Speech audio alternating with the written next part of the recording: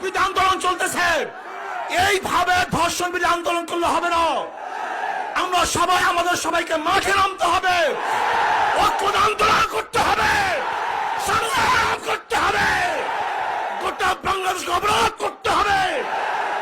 যদি আমরা অবরোধ করতে পারি, আন্দোলন করতে পারি, তাহলে ধর্ষণ মুক্ত এক বাংলাদেশ আমরা দেখতে পারবো, খুনি মুক্ত এক বাংলাদেশ আমরা দেখতে পারবো, আমরা জেনা মুক্ত এক বাংলাদেশ দেখতে পারবো। আজকে ধর্ষণের বিরুদ্ধে আন্দোলন চলবে, কিন্তু জেনা বেবিচার চলবে, তাও হতে পারে না। একজন মেয়ের সাথে সম্পর্ক থাকে, যতদিন পর্যন্ত সম্পর্ক থাকে খুবই ভালো, যখন সম্পর্ক নষ্ট হয়ে যায় অমনি গিয়ে সেই মেয়ে ধর্ষণের মামলা হাঁটে। এই সমস্ত ফাইজলামি চলতে পারে না, চলতে দেওয়া হবে না। কাজে ধর্ষণ বন্ধ করুন, জেনা ব্যবস্থা বন্ধ করুন, খুন বন্ধ করুন এবং সন্ত্রাস বন্ধ